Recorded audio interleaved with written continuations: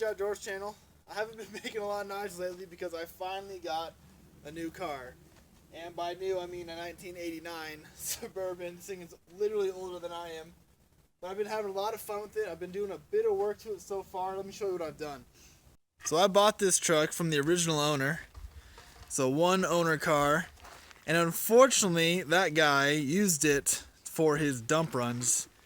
And he foolishly just chucked his trash right in the back. And it was absolutely disgusting inside. The whole thing just reeked. Like, it smelled literally like the dump. Anyways, my very first step was to tear out the entire interior, especially back here because it was pretty bad. When I pulled up the carpeting, there was a little bit of surface rust, nothing major, but some of the paint had been boiled up because that stenchy, nasty dirt grossness had just been permeating and sitting on here without any way of drying out. So I pulled all that up, and then I painted with primer, good automotive grade primer, sanded it, sprayed it with a clear coat, and then I put down a layer of this kilmat sound deadening material, and then on top of that I put down a layer of noico green. You can see a little bit of it right here, which is another layer of insulation. And then I thought I'd be real thrifty. I had this kind of garage matting left over from another project. And I said, what a perfect material to use for just kind of a temporary little back here instead of going to carpeting again. And unfortunately what's happening is I cut it all to fit. And then as the sun comes and cooks this thing from the inside, all these plates expand until they start popping at the seams. Super annoying. I'm going to have to try and find something else, but that's where we're at on the inside. The other things I had to do was, originally this was a rear AC car, and I got rid of the entire rear AC system because it was leaking and it was no good. The cost to fix the AC system was like over $2,000, literally just for new lines, and so it just wasn't in the budget. I paid $1,000 total for the whole car, and I was not about to drop $3,000 or $4,000 trying to fix the rear AC. On the outside, I put brand new wheels and tires. These were Falcon Wild Peaks. Pretty sweet winter rated tire for the price. Definitely awesome. I found these super retro NK turbines here. Those are really cool tires. I'm really proud of those. Anyways, on the inside, it's still disgusting all up front. You can kind of just see some of the staining going on. The carpet is disgusting. It's still got kind of a funky smell going on here from all that dump runs that the guy did. The windshield is in horrific condition. So this still needs a lot of work before it's really roadworthy, before my wife will even step foot in it. One of the big things I want to do to this truck is turn it into a manual. I just have this hatred of automatic transmissions. Now this has actually got a rebuilt 700 R4 tranny in here. It shifts and goes down the road fine, but I just despise automatic transmissions. So I'm super excited today because I just got in this new car. That new car being a 1986 2500 Chevy 4x4 manual. Now I feel really bad about what I'm about to do to this car because it's actually a running and driving rust-free truck. But I need the clutch pedals. These stupid clutch pedals, one, are hard to find, and when you do find them, people are asking like $400 or $500 for literally just the clutch pedal. And I just had a hard time plunking out the money. So I bought an entire truck. It just seemed like a better way to go. These hydro clutch pedals were only made 85 through 87 in the trucks, and they're kind of hard to find. So I got one in here. I'm going to pluck it out. I've got an SM465 in here. What I am kind of not sure exactly what I want to do is this is an MP208 transfer case, and it's not as good as the MP241 that's in my rig. I'm not sure if I want to just wait until I get a 205, which is what I ultimately want, or do I just stick in this unknown 208 and hope for the best. That's probably what I'm going to end up doing. But I need to get this car into my shop. Now, this is a carbed 350 small block, and the carb on this thing is shot. So it will kind of idle and it will start up, hopefully. The guy started it for me before I bought it, but it doesn't run very well. It kind of spits and sputters when you try and give it gas. So we'll see if we can get it into the shop, and once it's into the shop, jack it up and start pulling stuff out. I unfortunately don't have as much time as I'd like to do this.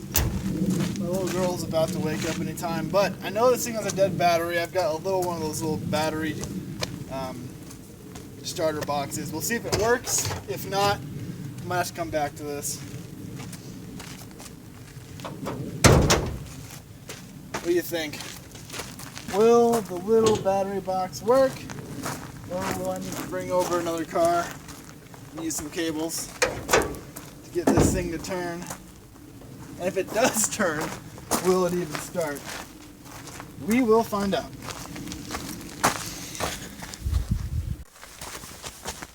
Alright, place your bets. Let's see what happens.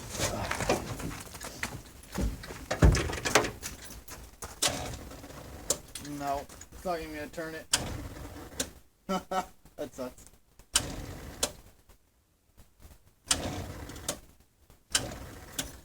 Nope. Too bad. I'll first give that a little bit of time to see if I can get some of the charge to transfer. Holy guacamole. So, I went to go take the battery pack off, and it burnt my hand. And I can see why. Look at that thing. It freaking exploded. The battery pack on that just said, I'm done. Which sucks. That thing's only like a year old. Oof. Don't buy the Levo brand, I suppose. We'll see if that thing explodes. I think it's all done now. Looks like jumper cables.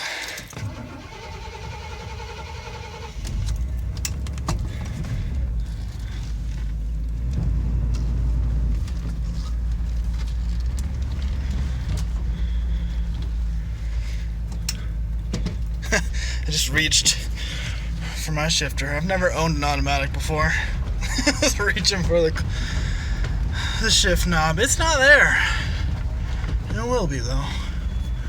Alright, I gotta get this positioned where I can just drive away. Because I don't know how much gas or how long the thing's gonna run. Pretty much want to be able to hop in and drive out of there. Let's see. That should be good. Alright, round 2. Try and start this thing.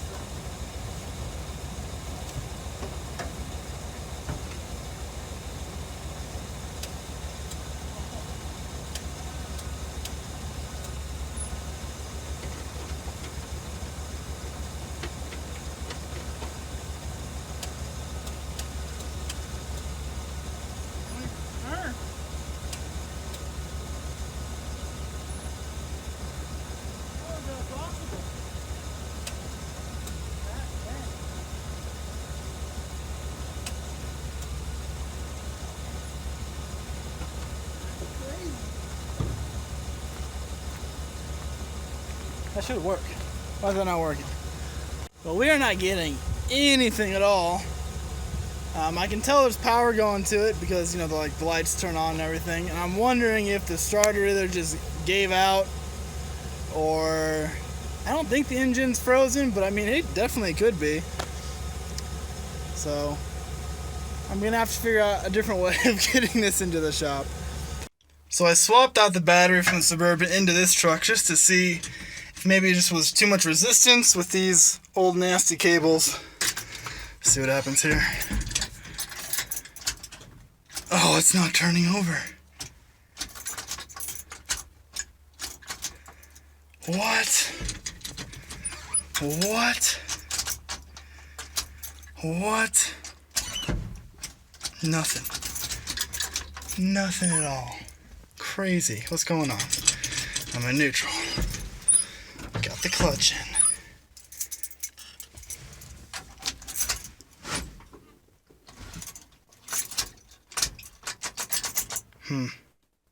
Well, here she is in the shop. Sorry I didn't get that on camera. The wifey helped me out and she didn't want it recorded. So I put her in the cab of this. I just got behind it with Suburban and we pushed it on in here. It was actually pretty easy. Minus there was a little bit of casualty on the door jamb. You're probably not going to see it. On the door jamb of my shop, that beam got smacked on the door. No big deal. It's out of commission for now until I get that door replaced. Anyways, I don't quite have the tools that I need to remove the transmission from this yet. I need some extensions. I need some more floor jacks. I think that's probably actually it. I need an extension and I need some more of these floor jacks. I only have 2 and I want to get this thing jacked up as high as possible, so I might buy some bigger ones. But there are some things I can do before I actually tackle the transmission. Namely, I can start with the pedals, and I can take off the master cylinder, and I don't know if I'll have access to the slave, but I can also remove the drive shafts, disconnect those, and I'm thinking I've got room to pull out the transfer case. I'm definitely going to want to separate the transfer case from the transmission before I try and pluck that out. And I'm debating on whether or not I want to remove this flatbed to give me some easier access to the rear end of this thing. I probably will, because when I go to resell this, I'm actually going to sell, I'm kind of half parted out. I'm going to sell the flatbed separate, because I'm thinking I can get probably $300 or $400 for the flatbed, and I'll probably only get $300 or $400 for the entire cab. So, first step, I'm thinking, in order to pull off this, I believe that I have to remove the steering. So I'm gonna get started on that. When I bought this car, I did a quick look at the floorboards. I didn't really care too much about their condition because I wasn't planning on keeping this, but it is interesting to see how they fare. All this just needs to come out. They do look nice, and there's not any rust on that at all. This flooring's in piss poor condition though. So it looks like there's 2 bolts mounting this steering right here to the dash. We'll pop those out and see what happens.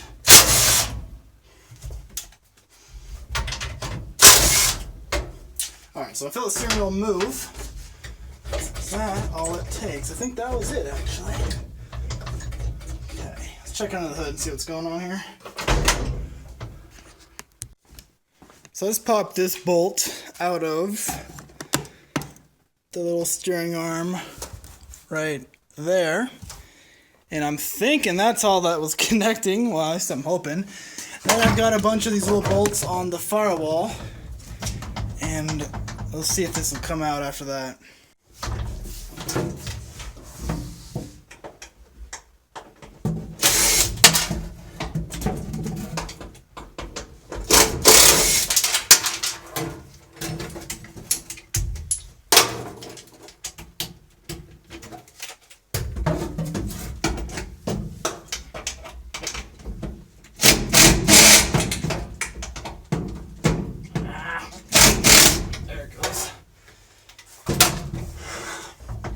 So I got that old cover plate off, and I need to now unscrew.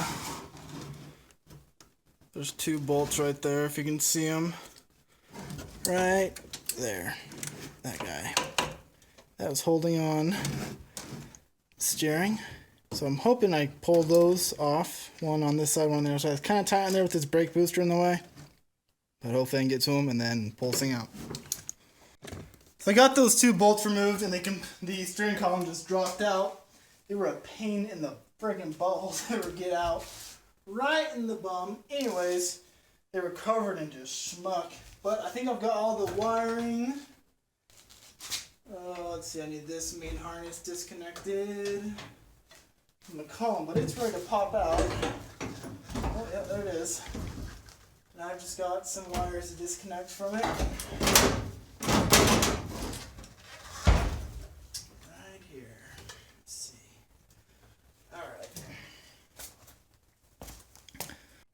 Alright, so I'm looking under here, and this guy attached right here. I'm not exactly sure what it is. It's gonna have to come off. And there's 2 bolts holding the pedal assembly up in there. I think that's all there is on the right side. On the left side here, we've got this brace. These 2 bolts right here. And then it looks like you've got another brace up and to the left on this one on the other side of the master cylinder.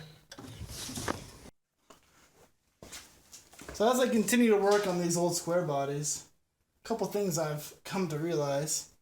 First thing is that they're really simple and pretty easy to work on for somebody who doesn't really know what they're doing. The second thing I've noticed is that they seamlessly interchange between metric and standard fasteners, and they keep you on your toes. Definitely makes figuring out what size to use a little bit more of a chore.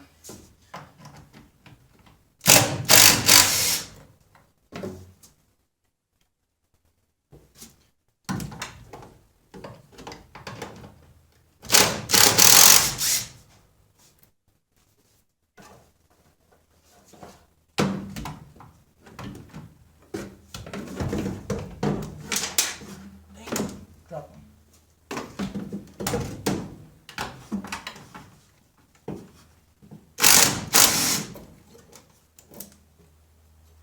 There's my master cylinder bracket right here. And then whatever it was attached to, let's see, set this right there. Off this. Oh, yeah, I did. Is this a windshield wiper motor? Not mower. That's what this might be. Windshield wiper motor.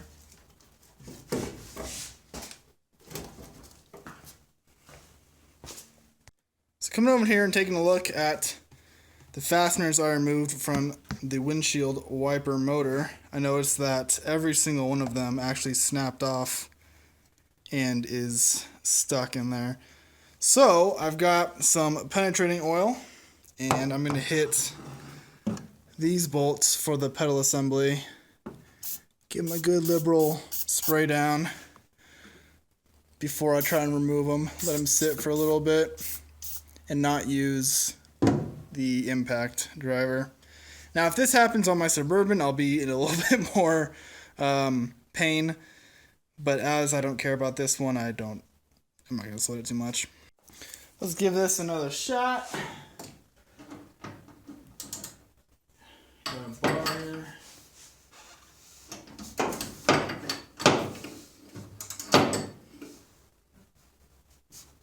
There she goes. That's pretty good.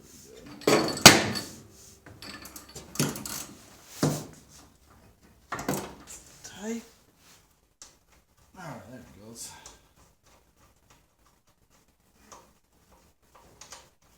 God, I hope these are the right bolts. So those are totally the right bolts. I think I just removed that one, and then now there's 2 on the opposite side, which coincide with the passenger side bolts of that brake booster. I just have no idea how the heck I'm going to reach over there. It also looks like I need to remove this fuse box, or at least the 2 mounting bolts, to get that out of the way so I have access to the master cylinder. These bolts on the passenger side of the brake booster are a nightmare to get to. Holy crikey. You can barely see what you're doing. They're covered in gunk. I got the top one off. My hand is just cramping. There's gotta be a better way of doing this. Alright, I think I finally got that bolt. If I can get my hand in there.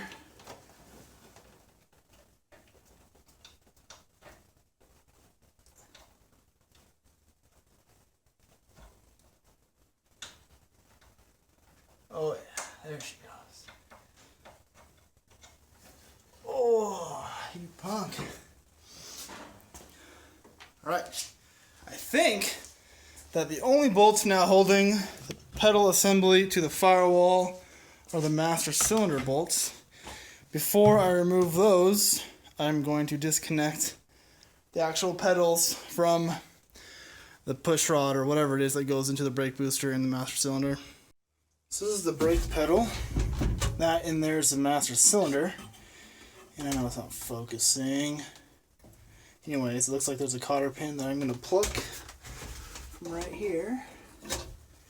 I'm hoping that then that entire pin will pull out. And then it'll be disconnected. We'll find out. It's a little, I don't know, it's not really a cotter pin, is it? Little pin out, and then does this just pop out now?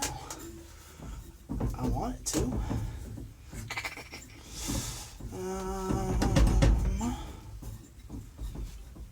Maybe a little bit of pneumatic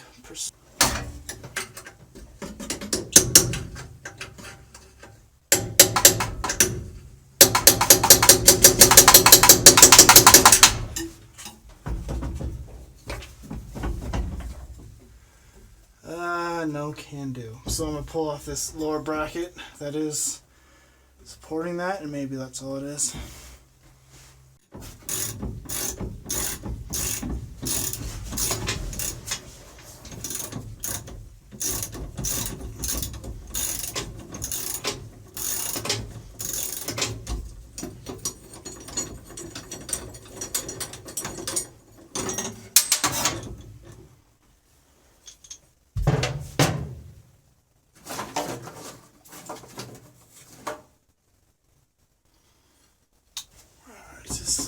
No? Oh, yes it does. I'm going to keep all those little pushingy things that I just lost. It's down here somewhere. Anyways, that off. There we go.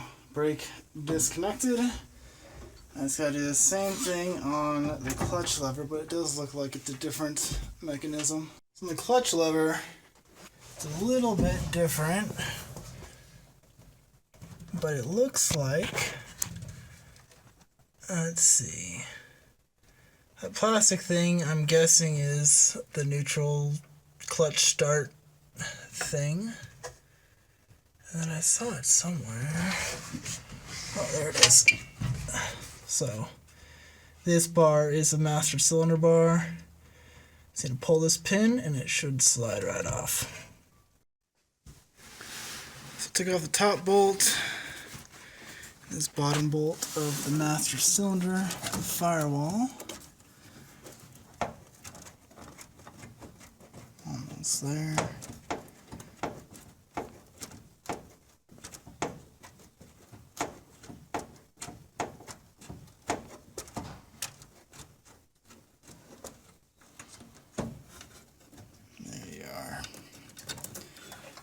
Do you pull off now? And are you going to make a mess? You pull off, and you have some hard line from the bottom there that I don't want to break yet, and some soft line going to the reservoir. But that's all disconnected, which is nice, which means I think that all the bolts from this pedal assembly have been removed.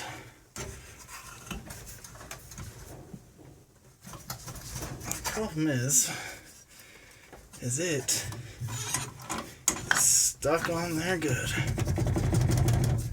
So, the question is, have I missed some bolts, or is it just tight and needs a couple smacks to make it happy? I don't know. I don't want to smack it yet without knowing exactly what I'm doing. Okay, hold on. I'm seeing this little bracket is attached to the dash right here. Is there anything else? No, so I'll get that one detached. Pulled out my hammer, try to give her a few light taps, and I also went around to the other side, Try tapping in a couple of the studs. They go to the support braces. And unfortunately, nothing's really doing it. So, I need to go do some research. Alrighty. Let's see.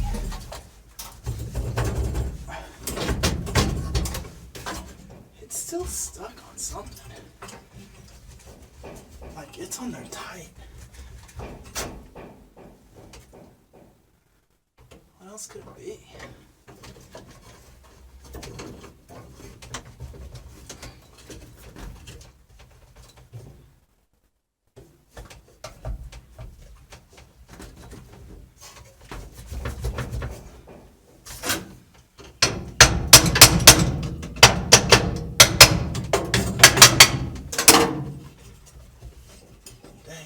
Well, I guess the research continues because I'm not seeing what the heck is this stuck on.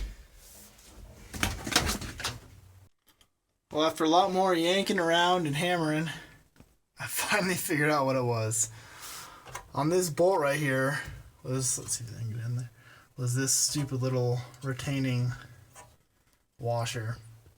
Anyways, pried it off and then gave it a yank down. There she comes. Finally.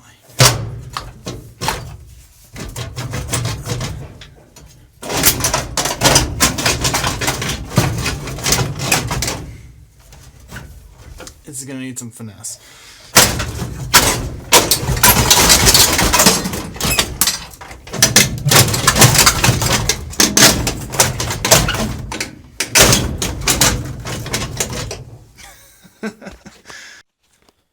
So with a little more finesse, I was able to get this guy out of the truck. I didn't need to remove those top two bolts that were on the brake booster. It just was that one weird lock washer that was holding on this entire assembly. And it's going to need to be cleaned up. I'm probably going to take a wire wheel to this thing, get off as much rust as possible. Hit it with the liquid primer and paint. I don't know. I'll have to see if there's bushings in here they can replace. They're not horrible, but there's definitely some play in there that I would like to get rid of if possible. And then after I got that out, I had a little bit more time, and I jacked up the truck. And while I was under there in preparation for moving the transfer case in the transmission, I pulled off the rear and front drive shaft. They're super easy to pull off. The rear drive shaft literally has 4 bolts. They pop off, a slip yoke. It will puke on you, which I learned. And then the front drive shaft, it's tight, but you just could pull off all the bolts from either end of the flanges and then it comes off. Next project is actually on the Suburban. I need to replace the fuel pump and fuel filter. And I'll have to do it again once I replace the engine. If I either get a 5.3 or a 6.0 LS, I'm not exactly sure what route I want to go, but these old 350s just don't have what I'm looking for in an engine, especially the TBI. Not a whole lot of room for improvement. There is, but for the money, just makes more sense to go the LS route. So that's what I'm going to do. But until then, which is probably going to be honestly like a year or two from now, I still want to get the Suburban running. And so it's going to need a new fuel pump and fuel filter because when you hit the brakes hard, it wants to die. And so I'm hoping that's a fuel pump. It could be something else, but that's a good place to start since those are notoriously finicky and they go bad. So that's it for today, for this episode. Thanks for watching, guys. Take care.